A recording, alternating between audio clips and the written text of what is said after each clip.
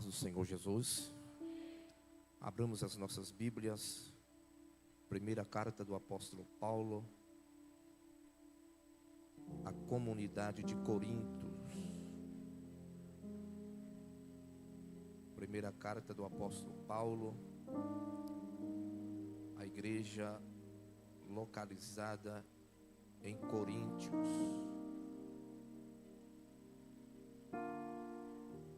Capítulo de número 4, versículo 1.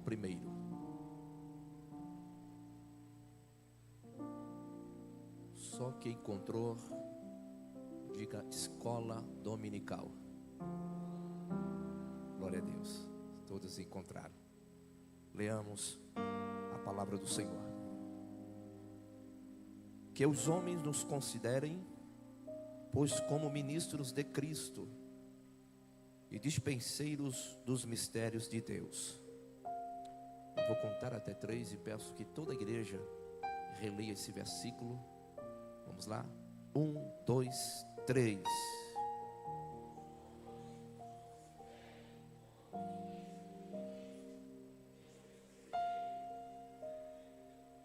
Amém.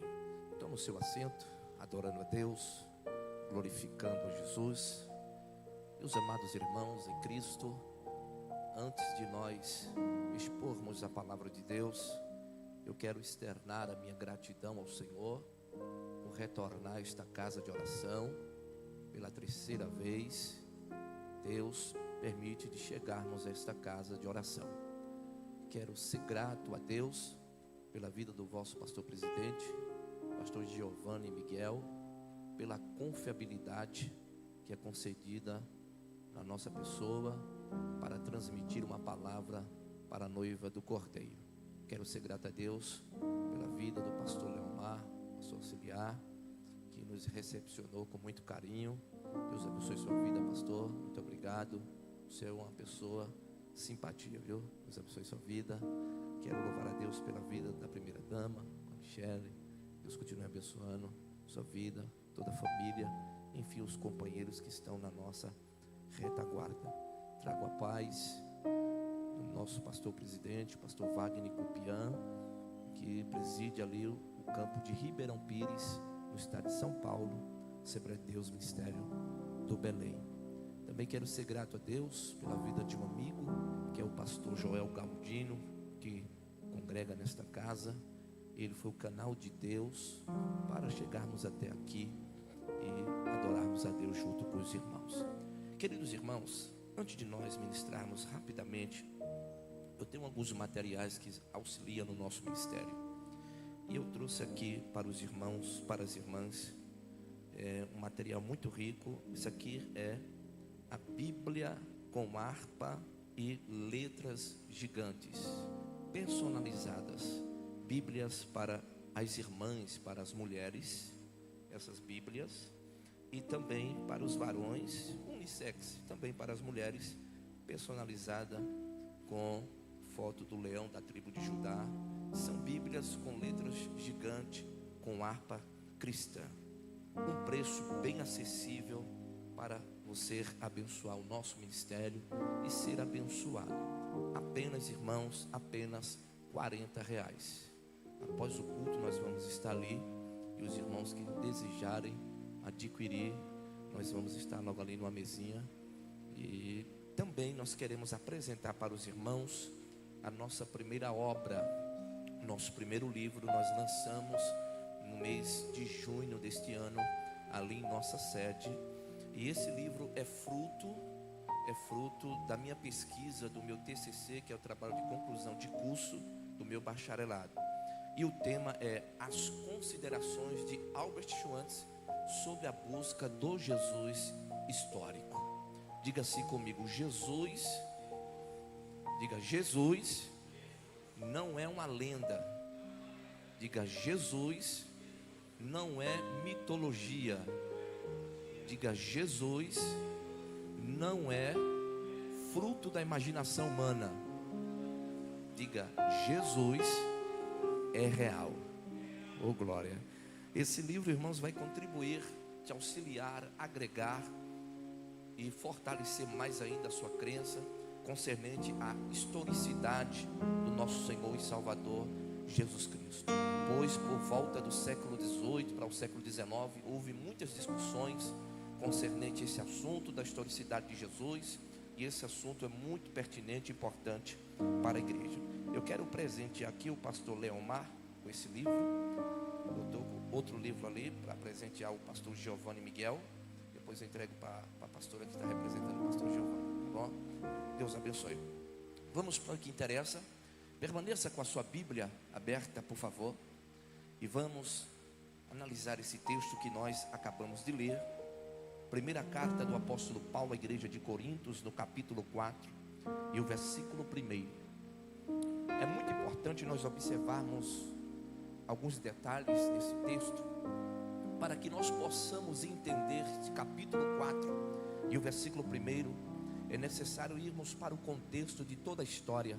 Nos capítulos de número 1, capítulo 2 e capítulo 3, nós vamos ter aqui a noção, a base e o esclarecimento do apóstolo Paulo concernente uma problemática que estava acontecendo sobre aquela comunidade de Coríntios. Observe que o apóstolo Paulo, ele se expressa dizendo que os homens nos considerem, pois, como ministros de Cristo e dispenseiro dos mistérios de Deus. Aqui é uma resposta do apóstolo Paulo para aquela sociedade, para aqueles irmãos daquela época, para que o reconhecimento das pessoas concernente aos ministros de Cristo fosse que eles fossem cooperadores, dispenseiros de Deus, dos mistérios de Deus. Para que nós possamos entender o porquê o apóstolo Paulo ele está falando esta palavra, é necessário nós irmos para o início de tudo, onde nós vamos observar que o apóstolo Paulo foi ele que fundou, foi o pioneiro desta comunidade, desta igreja que nasceu em Coríntios. Coríntios, irmão, uma cidade estratégica. Coríntios, uma cidade bem interessante na época do apóstolo Paulo. Alguns historiadores falam que a cidade de Coríntios tinha aproximadamente entre 300 a 600 mil habitantes neste período da história. É interessante também que o apóstolo Paulo era um homem visionário, um missionário visionário. Quando o apóstolo Paulo ele vai para a cidade de Coríntios, ele já está na sua segunda viagem missionária, e ali ele funda esta igreja, ali ele planta esta igreja.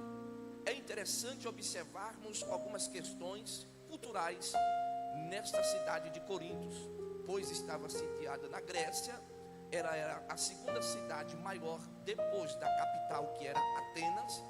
Essa cidade, uma cidade portuária, onde nessa cidade desembarcava muitos marinheiros viajantes, pois era rota comercial. Era uma cidade muito atraente, atrativa, e uma cidade que só perdia nos Jogos Olímpicos para a capital, que era Atenas. E o interessante é que o apóstolo Paulo, chegando nessa cidade, ele passa aproximadamente 18 meses, de acordo com a informação que nós temos no livro de Atos dos Apóstolos. Nós vamos ver que em Atos dos Apóstolos, o apóstolo Paulo, ele planta esta igreja. No capítulo 18, o versículo de número 11, ali nasce uma igreja. O apóstolo Paulo entende que aquela região, aquela localidade, apesar de ser uma região gentílica, uma região onde tinha algumas comunidades dos judeus, dos romanos e de outros países, mas que predominavam eram os gregos. Paulo entendia que ali, por ser uma rota, uma cidade muito forte, uma cidade de comércio, uma cidade o qual também tinha um poder aquisitivo alto, o apóstolo Paulo, ele prega o evangelho, ele fala do amor de Cristo, ele fala da cruz, que é o centro da sua mensagem. Cristo crucificado. O apóstolo Paulo passa aproximadamente 1 ano e 6 meses plantando, evangelizando, pregando para aquela igreja. Passado o tempo, nós vamos observar que alguns problemas surgem naquela igreja. O apóstolo Paulo vai dizer que, escrevendo para esta igreja, no capítulo 1, que esta era uma igreja abençoada, uma igreja agraciada, onde os dons de Deus estavam em perfeita operação, onde eles não sentiam falta dos dons. Era uma igreja que parecia ser espiritual, mas com o passar do tempo, o apóstolo Paulo, ele vem corrigindo alguns problemas que surgem na cidade de Corinto, pois uma irmã por nome de Cloa vem trazer notícia para o apóstolo Paulo, dizendo que tudo aquilo que ele plantou, tudo aquilo que ele ensinou, os irmãos já não estavam mais praticando, os irmãos não estavam mais vivendo, e houve uma grande problemática. E nós vamos ver que no capítulo de número 3, no versículo 1, se você quiser acompanhar comigo, o texto vai dizer: eu, irmãos, não pude falar a vós como a espirituais, mas como carnais, como beber em Cristo. Ora, o apóstolo Paulo está ensinando para esta igreja, mostrando a realidade para esta igreja, que ela não está no nível espiritual. Agora olha que interessante o versículo de número 3, quando ele vai dizer: porque ainda sois carnais, pois havendo entre vós inveja, contendas e divisões, não sois carnais e não andais como os homens. O apóstolo Paulo está dizendo que há um sentimento humano entre eles, e esse sentimento humano não é um sentimento divino, não é um agir ou uma operação do Espírito Santo, mas é uma ação da carne. Havia entre eles contendas, invejas. Isso é um sentimento de um cristão que não é espiritual, é do cristão que é carnal. E este problema foi detectado e Paulo começa a corrigir este problema. Mas não só tinha este problema, observe que vai ter outros problemas. E veja o que ele vai dizer no versículo de número 4: porque enquanto um diz eu sou de Paulo e o outro eu sou de Apolo, não sois carnais. Paulo está dizendo que há uma divisão na igreja, há uma preferência da igreja. É interessante observarmos esse detalhe pelo fato da cultura na cidade da Grécia e de Corintos. Em toda a Grécia, ou Atenas, que era a capital, a cultura era o seguinte, irmãos: ali vivia muitos filósofos, ali vivia muitos pensadores, e a cultura secular era que as pessoas seguiam, as pessoas caminhavam diante dos filósofos mais intelectuais, dos filósofos mais sábios. Sim, eles tinham seus grupos de pessoas que seguiam. E o interessante é que esses irmãos gentios que confessaram a Cristo como Salvador, eles vieram com o mesmo sentimento que estava no mundo e começaram a plantar dentro da igreja. E é necessário o apóstolo Paulo corrigir este problema que está acontecendo. Por isso que Paulo está dizendo que os irmãos não são espirituais, mas são carnais. E agora há entre eles preferência. Uns dizem que é de Paulo, outros dizem que é de Apolo. Há quem diga que é de Cefa, há quem diga que é de Pedro, há quem diga que é de Cristo. E Paulo vem corrigindo esta problemática. E observe o versículo de número 5, o que ele vai dizer: quem então é Paulo? Quem é Apolo, senão ministros pelos quais crestes, conforme o Senhor deu a cada homem? Eu tenho plantado, Apolo regado, mas Deus dá o crescimento. Paulo está dizendo: aqui nós não temos que ser antropocêntrico. O homem não é o centro das atenções. Nós temos que ser cristocêntrico. Cristo é o centro das atenções. Quem é Paulo? Quem é Apolo? Senão servos de Cristo, pelo quais vocês receberam a palavra. Mas a honra, mas a glória, mas o louvor, mas a exaltação pertence a Jesus, quem veio nesta noite adorar a Jesus, porque para Ele toda a honra e toda a glória. Agora olhe para cá, dobre a sua atenção.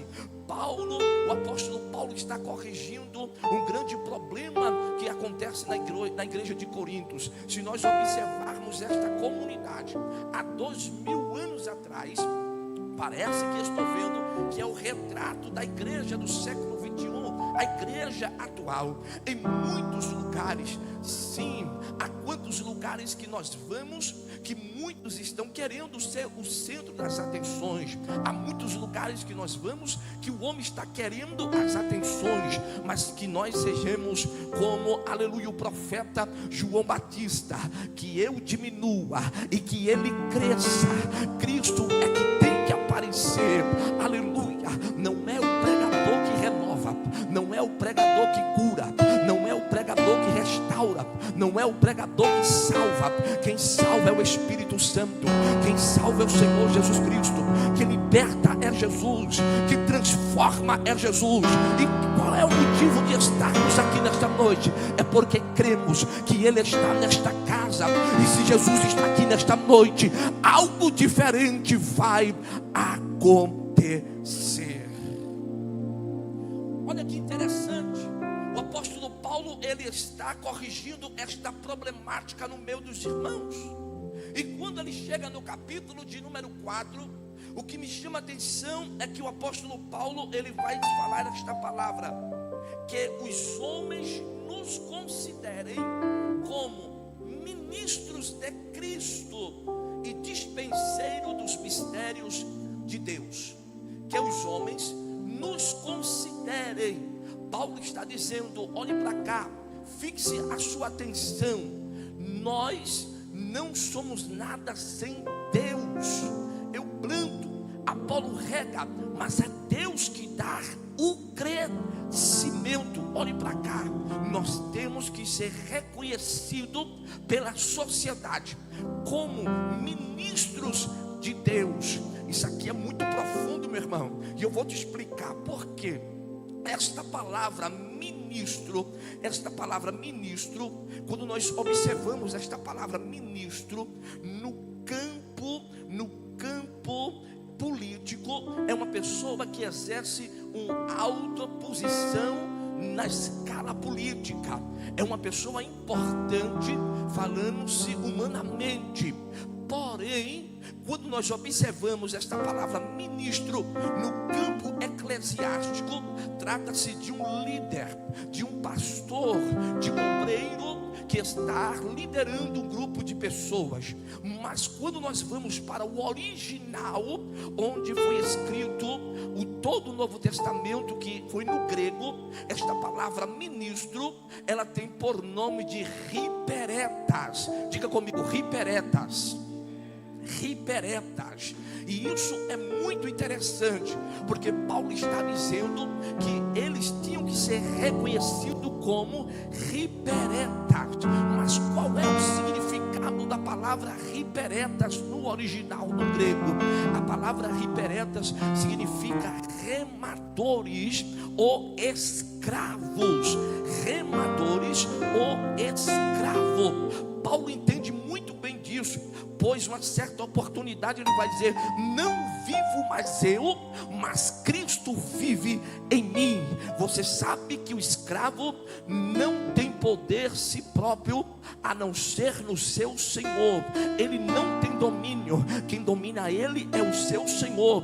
Paulo está dizendo: eu mesmo não me domino, porque eu tenho um Senhor, eu tenho um Cristo, eu tenho um Deus que me orienta. Paulo, quando usa esse termo no original, nos chama muito a atenção, pois Paulo entendia, Paulo conhecia da grande responsabilidade que era de ser um ministro, que era de ser um remador, que era de ser um riperetas, um escravo, aquele que vivia na dependência de Deus. Paulo, quando está escrevendo esta carta e que ele usa esse versículo, Paulo está se lembrando das embarcações dos navios romanos, pois as embarcações dos navios romanos tinham 3 compartimentos. Quantos compartimentos? 3 compartimentos. E o interessante é que o primeiro compartimento estava ali o capitão e a classe mais importante da tripulação. Sim, no segundo compartimento estava a classe média da tripulação, mas no terceiro compartimento era o porão, e justamente no porão era onde ficava a classe mais baixa da tripulação, que eram os riperetas, que eram os escravos. De acordo com algumas culturas, como dos gregos, os romanos, quando uma pessoa cometia um delito grave no meio da sociedade e que ele era condenado, muitos deles eram condenados a viver dentro de um porão. E o interessante é que quando eles eram condenados, eles iam para um navio onde estava o porão, colocava-se esta pessoa dentro do porão do navio, que era o escravo, os riperetas, e quando colocava ele dentro do navio, acorrentava os seus pés e dava um remo para ele. Por quê? Porque os navios na época do apóstolo Paulo, neste período, não era como os navios na época que vivemos, no século 21, pois os navios, para se locomover, dependia dos riperetas, dependia desses escravos. E a história vai nos dizer, irmãos, que quando esses homens, eles colocavam seus pés dentro do porão do navio, esses riperetas, esses escravos, eles estavam sentenciados à morte. Só saíam de lá quando o navio naufragava, ou quando eles morressem de tanta chicotada que apanhava, porque ali estava o centurião supervisionando. Agora me chama a atenção, irmãos, que quando nós observamos esta cultura, no porão do navio ficava os remadores, os riperetas, semelhante mais ou menos como os irmãos estão aí sentados em fileiras de banco. Então eram fileiras de banco que tinha, e cada fileira tinha aproximadamente entre 5 a 6 riperetas, que eram os remadores, ou seja, do lado direito e do lado esquerdo. Agora olhe para cá, dobre a sua atenção para que você entenda essa mensagem. Olha que interessante, o capitão era aquele que traçava a rota, o capitão era aquele que dizia qual era o destino que a tripulação iria. Sim, e os riperetas, por incrível que pareça, pastor Leomar, os riperetas, que eram os escravos, não tinham valor para a sociedade, porque eram homens que cometiam delitos, homens que estavam sentenciados à morte. Mas quando eles colocavam o pé no porão do navio, eram pessoas muito importantes. Por quê? Porque o navio não saía do lugar se eles não remassem. Quando eles remavam, o navio saía do lugar. O que é isso, pregador? Fazendo aqui dentro de uma analogia, quem é o capitão do navio? É Jesus. Quem são os riperetos remadores? É a igreja. A igreja não pode parar de remar.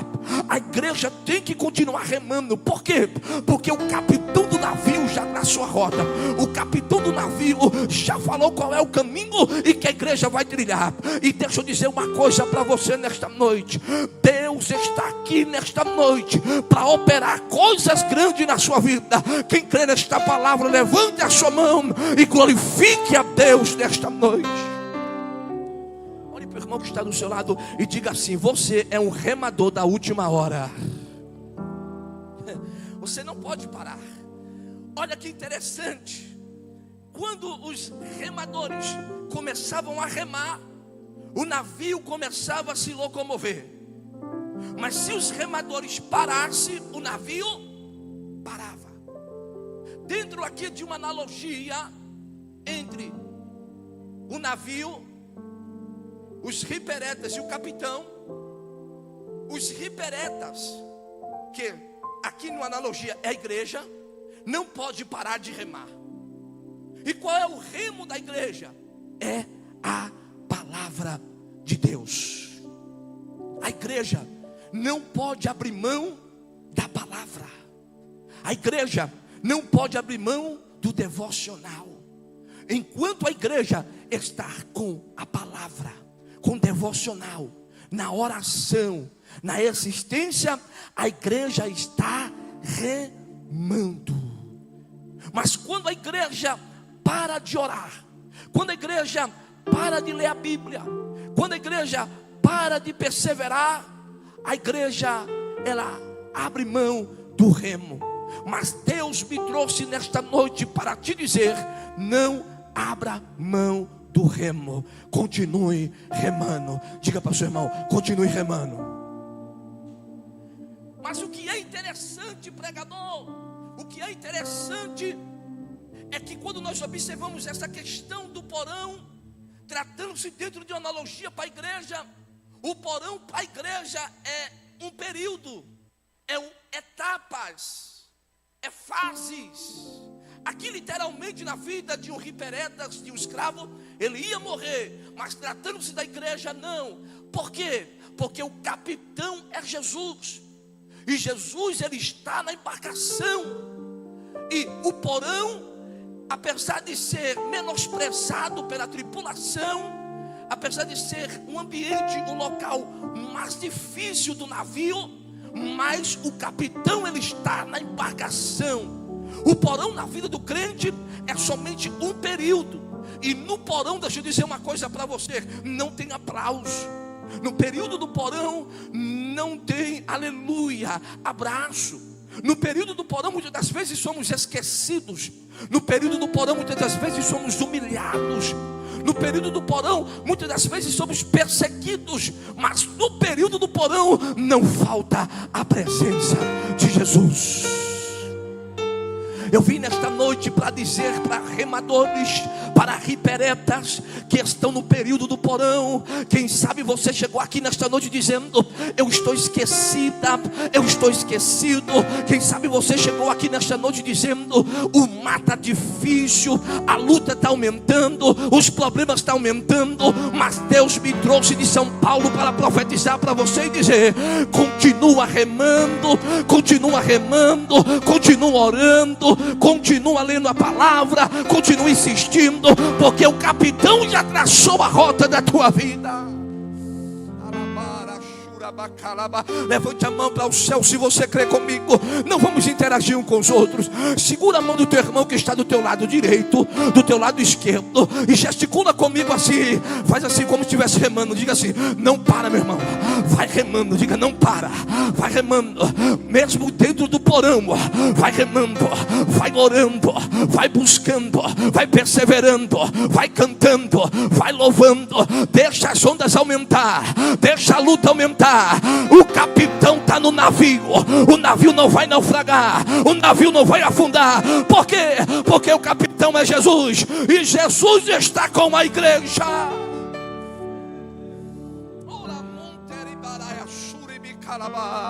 Eu estou sentindo a presença de Jesus aqui. Eu estou sentindo que é a noite dos riperetas. Eu estou sentindo que é a noite dos remadores. Aleluia, aleluia. Se já estás crucificado com Cristo, aleluia, buscais as coisas que estão de cima e não as que estão de baixo. Deixa eu dizer uma coisa para você: o capitão está na tua embarcação.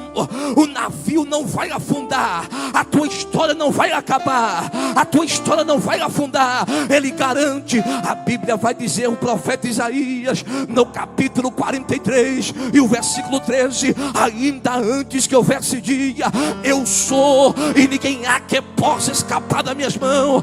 Operando eu, quem impedirá? Isaías capítulo 14 versículo 27: se o Senhor dos exércitos determinou, quem pois o invalidará? A sua mão estendida está.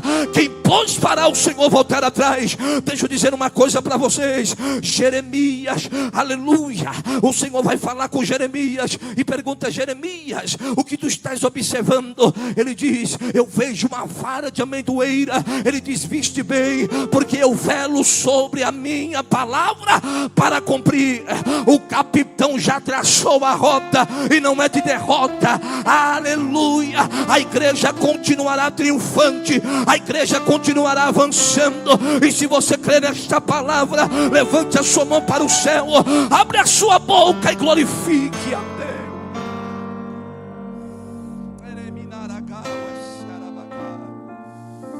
Aleluia, aleluia. Literalmente um riperetas um remador, ele morria no porão do navio, ou quando o navio naufragava. Mas tratando-se da igreja, é diferente. Olhe para o irmão que está do seu lado, dar aquele sorriso com gato, se você tem toda a arcária dentária. Mas se você só tem algum dente na boca, como alguns nordestinos, sorri para ele também, diga: Jesus está na tua embarcação. Aleluia. Jesus está na tua embarcação. Tratando-se da igreja, a igreja não vai morrer no porão. Você não vai morrer no porão. Olhe para a irmã que está do seu lado, seja profetiza e profeta e diga: você não vai morrer no porão. Jesus está na tua embarcação. Tratando-se da igreja é o seguinte: o capitão é o responsável pela jornada do navio, pelo trajeto do navio. O capitão é Jesus. Literalmente os riperetas morriam, mas tratando-se de Jesus no navio, sabe o que Jesus faz? Jesus desce, pastor Leomar, lá no porão. Jesus vai lá no porão, onde os riperetas, onde os escravos estão escondidos, onde ninguém está vendo eles. Talvez você chegou aqui nesta noite com esse sentimento: ninguém está me vendo. Parece que eu estou invisível para minha família, para os meus colegas, para os meus amigos, para o ministério. Não, você não está invisível. É o período do porão. Mas no período do porão, o capitão, que é Jesus, está na embarcação. Sabe o que ele faz? Ele desce. Ele sai do primeiro compartimento, onde está a elite. Ele desce. Ele vai para o segundo. Ele desce. Ele vai para o terceiro, onde está lá o porão. E o que é que ele faz? Ele pega na mão e diz assim: vem comigo. Sai do porão. Jesus está falando ao meu coração que tem pessoas nesta noite que estão saindo do porão. Jesus está falando comigo nesta noite que tem pessoas saindo da fase, aleluia, do esquecimento. Jesus está falando comigo que tem pessoas que estão saindo desta fase de perseguição. Jesus está dizendo para mim que tem pessoas que estão saindo dessa fase de humilhação. Jesus está dizendo para mim que tem pessoas saindo dessa fase de enfermidade.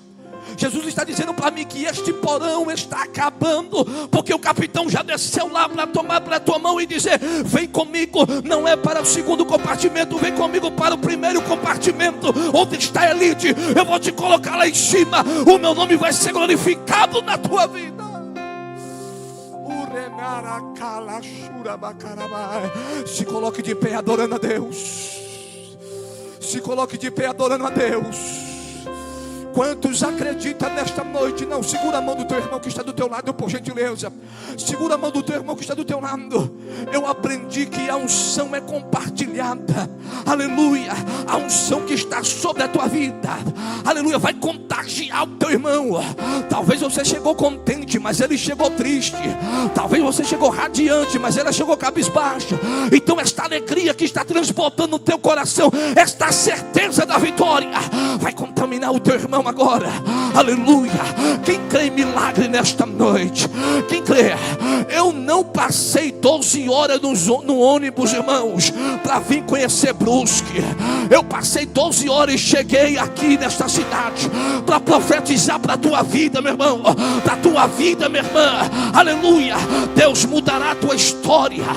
Aleluia. Este porão vai ter fim. Tu és um remador, tu és uma remadora, tu és uma riperetas e um riperetes. Aleluia. Quem tem glória, libera o glória. Quem tem aleluia, libera aleluia. Adore a Deus. Eu quero fazer um desafio maior nesta noite. Eu quero convidar aqui somente os remadores e as remadoras. Quem crê em milagre, aleluia. Eu vou profetizar nesta noite, ainda este ano, aleluia, o que o teu coração deseja, Deus realizará. Deleita-te no Senhor, e Ele concederá o desejo do teu coração. Vem aqui à frente, você que as portas estão fechadas, vem aqui à frente, você que está, aleluia, enfrentando enfermidade, vem aqui à frente, aleluia, você que tem alguns filhos ou filhas ou parentes que estão nas drogas, no alcoolismo, vem aqui à frente, você que deseja ser batizado com o Espírito Santo, vem aqui à frente, você que quer receber um renovo da parte do Senhor. Eis aqui a oportunidade. Jesus está aqui, o capitão está nesta noite, e você é o remador. Mas já vem adorando, já vem adorando, já vem glorificando, já vem exaltando. Sim, aleluia. Pode abrir a boca, pode adorar. Eu vou tirar 30 segundos somente para ouvir você adorar. Feche os seus olhos, aleluia. Comece a adorar, comece a adorar, comece a adorar a Ele.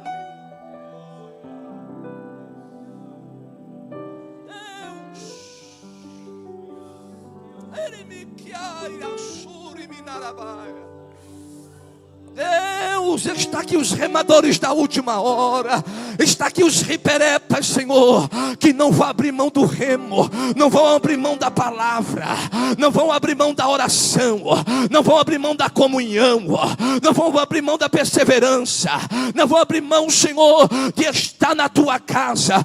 Deus, eu quero profetizar nesta noite, aleluia, o mover do Espírito Santo, o agir do Espírito Santo. Eu quero pedir ajuda aos obreiros, às obreiras, aleluia. Coloca as vossas mãos sobre estas vidas que estão aqui no altar. Jesus quer renovar, Jesus quer curar. Vai adorando, minha irmã, vai adorando, meu irmão, vai adorando, minha irmã, vai adorando. Abre a boca, o segredo é adorar. Ninguém, quando vai para a churrascaria, come de boca fechada. Então abre esta boca, adora, adora, adora, adora, adora, adora. Jesus está começando a renovar, Jesus está começando a renovar, Jesus está começando a renovar. Já tem crente chorando, já tem crente quebrantado. Olha Jesus começando a agir, olha Jesus começando a operar. Vai adorando, vai adorando. A igreja levante a mão para o céu, para cá. Erga aí, irmão, as suas mãos. Aleluia, aleluia, aleluia. Jesus está começando a operar, o milagre está começando a acontecer. Vai adorando o remador, vai adorando remadora, vai adorando riperetas, vai adorando. Jesus está na embarcação, é noite de milagre.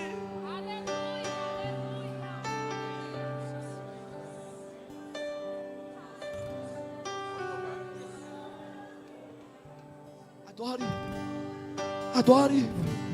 Tu balançou, adore. Meu barco em alto mar. Vai aproveitando. O medo me cercou. Aproveita esses minutos. Se afogar. Abarachuribi calabaraga. Eu clamei. Elemedaya suribi calabaraga. Ele me cantou, ele me dará. Há uma unção do Espírito Santo aqui. Há uma unção para renovar, há uma unção para restaurar, há uma unção para curar nesta noite. Receba autoridade, receba a graça do Espírito.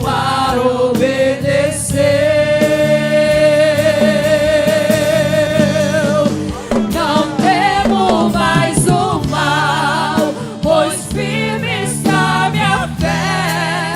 No meu barquinho está Glória a Deus. Jesus de Nazaré. Só mais um minuto. Se o vento me cercar, adore a Ele. ou se o vento soprar, receba o renovo, receba a cura agora, minha irmã. Ele me Receba a autoridade que desce do céu. Receba esta presença. Jesus está na tua embarcação. Ele está contigo.